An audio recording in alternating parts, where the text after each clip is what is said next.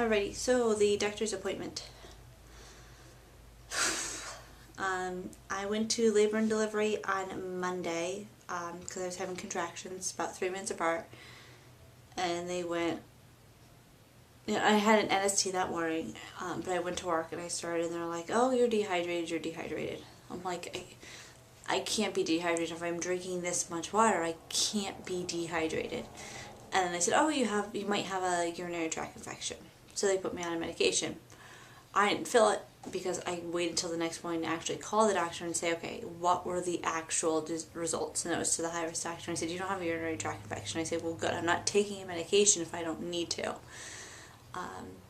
I said, "Well," he's like, "Go fill it anyways." He's like, "But don't take it." He's like, "Because," he's like, "I'll retest you on Thursday," because he said, if it is a urinary tract infection, he's like, "You should, when you come on Thursday," he's like, "We'll test you for it. If you have a urinary tract infection," he's like, "They already have the medication." Sorry, that itch. So anyways, and then Tuesday, nothing. Yeah, Tuesday was nothing. Wednesday, Wednesday I went to the hospital again. Contractions and bleeding. And that was it. But then on Thursday, because I had my NST, and they at that point, on Wednesday, her heart rate was dropping with every contraction. And so unfortunately I got the doctor that I don't like, because he was going, "Oh, well, let's just wait and see if it will go away." Because it did. It happened one other time, and then she kind of, I don't know what's going on with her, and it kind of makes me scared.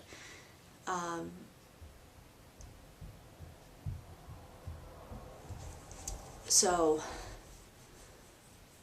but her heart rate wasn't, it doesn't like bottom, I don't want to say bottom out, but it doesn't go way, way down. It goes down to like 100, and then, goes back to normal. That's the lowest we've seen is 100. But she'll dip around like 130 every time I have a contraction. So the high-risk doctor at that point said, "You know what, we need to give you a shot to stop your contractions." I don't know what the heck it is, but they're going to give it to me weekly, because they said, "You know what, we just," and now they have to, they feel that they have to because of the placental abrasion. Now, they found that on Thursday when they did the ultrasound. They did it, I had the tech do the ultrasound, and then the next thing I know, she's like, "Oh, just sit here, everything looks good." And I'm like, I've never had a tech tell me just to sit here. Then, of course, my high-risk doctor looks in there, he's like, "All right, hop back up on." And I'm like, something's wrong. And he looked, he's like, "All right." Stop the ultrasound. He's like, "Turn on the lights." He's like, "All right." He's like, "I'll just situate yourself." He's like, "I'll be right back." And I'm like, "You'll only be gone in like a minute." He's like, "Yeah." He's like, "Even open the door when you're done." So, fixed my shirt and everything like that. And he went, "You have a placental abrasion." He's like, "Placental tear." He's like, "It's about like the fourth of your placenta." He's like, "It's a good sized tear." And he said, "The reason why you didn't have a lot of bleeding is because it's clavicle." He's like, "It's just dripping out." So like he said, it's going to continue for a while. He said, which isn't going to make you feel any better. He said, "But the body will absorb it." He's like, "It's not unheard of for the body to absorb it." So he said, the worst part of it is, he's like, it's not, he's like, if it was the part that was over your cervix, he's like, I would go, whatever, it's not doing anything anyways. It sucks, but it's on the other side, the side that's, coming up the back. So, like he said, it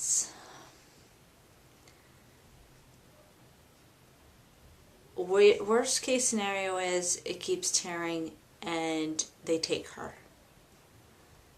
Best case scenario is that it scabs, and then it kind of, like you said, will hold it so it doesn't get any worse. Because he said it doesn't really reattach and then become, the baby gets the nutrients from that part of the placenta. He said essentially what happens is it just will form a scab. He's like, and it will just kind of reattach in the sense of it's a scab, so it's not going to get any worse or even pull. So, yeah, so I'm on bed rest until then. I know some of you guys were going, why aren't you in the hospital? I now, because of that, I see him every day at 9 o'clock in the morning. They do an NST. They do an ultrasound to make sure it's not ripping anymore. And then at 5 o'clock, I have one of the RNs from the hospital come over. Instead of a visiting nurse, I have one of them come over with the Doppler. They just check her heartbeat.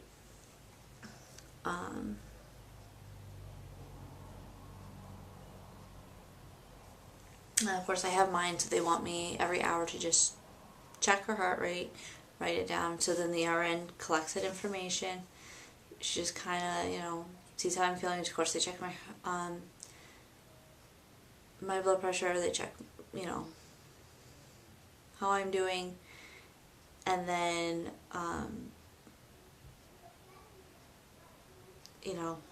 it's disgusting as it sounds.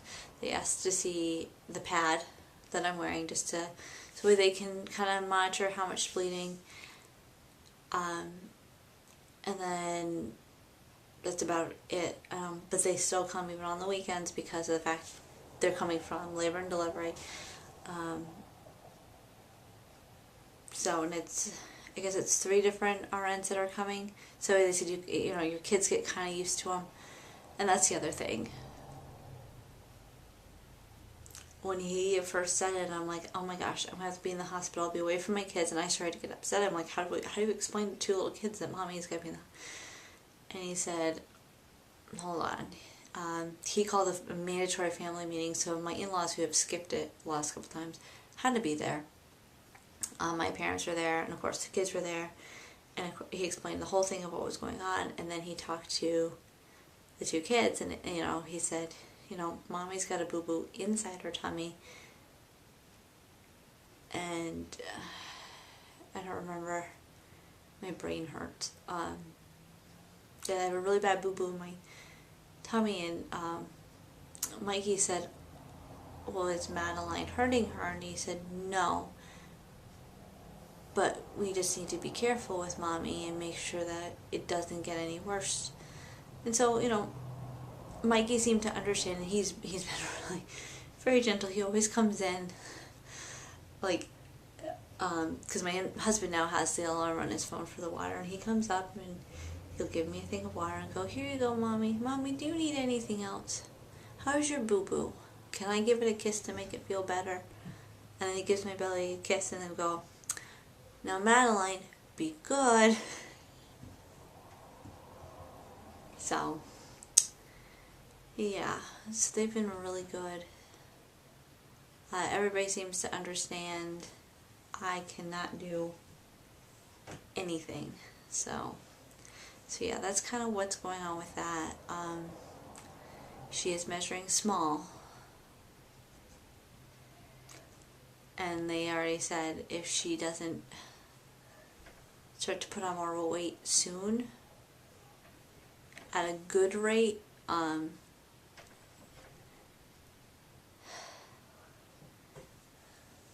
because if she goes up 1 percentile, they won't take her. They'll give her another week, so we'll be on this waiting game. If she stays where she is or goes down, they're going to take her, because then obviously the rest of my placenta is not giving her enough of what she needs. So, yeah. So to be completely honest with you guys, my pregnancy vlog that I just made could have been my last one. But I'm trying to stay positive and not think of it that way. And just think of, okay, she just gotta stay put. So, I will talk to you guys later. Bye!